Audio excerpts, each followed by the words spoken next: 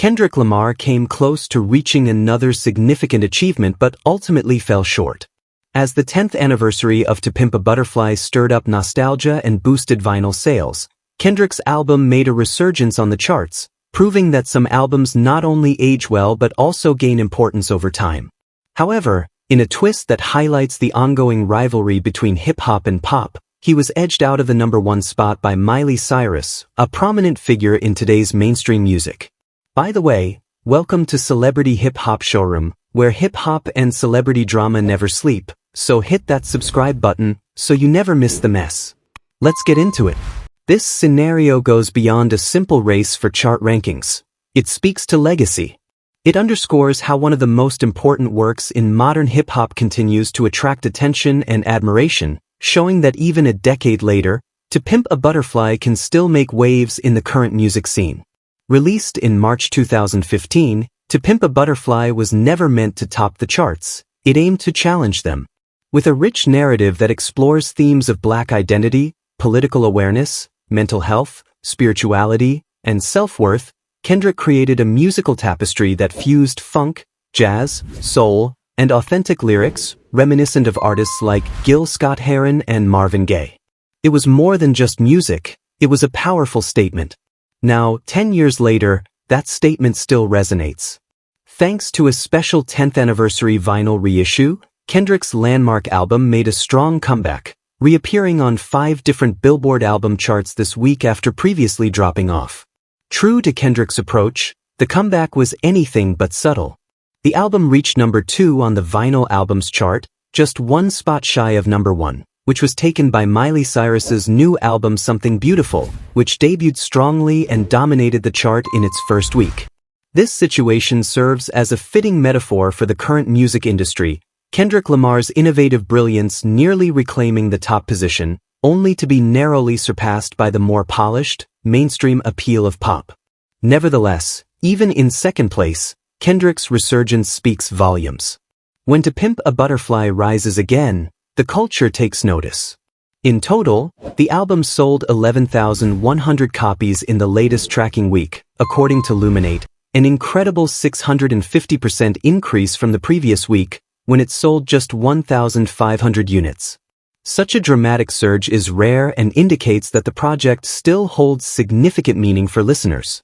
It suggests that fans, both longtime and new, continue to connect with tracks like Alright, How Much a Dollar Cost, and The Blacker the Berry each time they listen. Alongside vinyl sales, To Pimp a Butterfly has reappeared on the Billboard 200 and returned to genre-specific charts like Top Rap Albums and Top R&B/Hip-Hop Albums. Although it didn't reach the top tier this time, its strong comeback highlights its lasting impact. It's worth noting that when To Pimp a Butterfly was initially released, it wasn't an immediate hit with audiences. The album is complex, layered, and raw, requiring multiple listens to be fully appreciated. It deviated from mainstream radio trends and posed difficult questions. Yet, this is exactly what has contributed to its longevity. In an era where music trends shift rapidly, Kendrick crafted a rich, intricate work that continues to inspire and provoke thought even a decade later. Interestingly, this reissue wasn't a resurgence for Kendrick. He didn't promote it with flashy marketing or social media campaigns because he didn't need to. His artistry speaks for itself. The 10th anniversary edition didn't include new songs or remixes, it was simply a beautifully pressed vinyl, a tribute to hip-hop excellence, reintroduced to an audience that still hasn't fully acknowledged its brilliance. Fans responded by purchasing it in large quantities, reflecting not just nostalgia but genuine respect. In contrast, Miley Cyrus, who is currently enjoying success with a series of emotional pop hits, topped the charts with Something Beautiful. This album has wide appeal, bolstered by significant promotional efforts and media attention. However, unlike Kendrick's timeless work, it's uncertain whether Miley's album will hold the same cultural significance in 10 years. This isn't a criticism, it simply underscores the difference between a fleeting trend and a lasting cultural artifact. Kendrick didn't need a hit single or viral moment for his comeback, he only needed time. The strength of To Pimp a Butterfly lies in its ability to thrive in silence, in those quiet moments where its meaning can truly resonate. The fact that Kendrick nearly topped the vinyl charts without any active promotion speaks volumes about his cultural relevance, more than any streaming record could. Let's be honest, coming in second to a major new pop album is still a win. It's a subtle demonstration of strength. While the industry often chases quick profits, Kendrick is focused on the long game, and he continues to succeed. This raises the question, how many modern albums could realistically achieve a 10-year anniversary revival like this? Not many. Most fade into obscurity after their initial success. Few are designed for longevity or built to endure the test of time, trends, and changing tastes. But To Pimp a Butterfly is an exception. It transcends any single era. This is clear not only in its commercial success but also in the acclaim it has received. The album is often regarded as one of the greatest ever, not just in hip-hop, but across all music styles. It is examined in academic environments, discussed in essays, referenced in protests, and most importantly, continues to connect with new listeners discovering its brilliance for the first time. This resurgence underscores Kendrick's remarkable ability to subtly shape culture. While many artists rely on a steady stream of content to stay relevant, Kendrick can take a step back and still maintain his influence. It's not just about being mysterious, it's about his extraordinary talent. Even during a week filled with new releases, headlines, and flashy pop events, Kendrick's work managed to re-enter the conversation. There were no collaborations or new visuals, just pure artistry.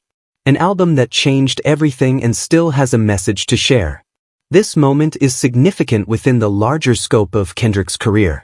While Mr. Morale and the Big Steppers showcased his most vulnerable side, To Pimp a Butterfly serves as the political, cultural, and spiritual foundation of his work. It's the album that elevated Kendrick from being merely a rapper to a powerful advocate for change. For his fans, this rise in the charts represents more than just a number. It reminds them of why they initially fell in love with his music. It's an opportunity to revisit the poetry, the struggles, and the unanswered questions. It suggests that the conversations sparked by To Pimp a Butterfly are far from over, they may even be reigniting. So, while Miley Cyrus may have claimed the top spot this week, the story continues. In the weeks, months, or even years to come, To Pimp a Butterfly could make a comeback. Timeless albums don't just hold chart positions, they resonate deeply with people. As long as issues of justice, identity, truth, and healing persist, there will always be a space for Kendrick's voice. Whether he ranks number 1 or number 100, the essential message remains the same. Kendrick Lamar has created something enduring, something that refuses to fade away. And that, more than any ranking, is the true victory. I'd love to hear your thoughts on this situation, so please share your opinions in the comments. Also, don't forget to like, subscribe, and turn on notifications to stay updated on this story.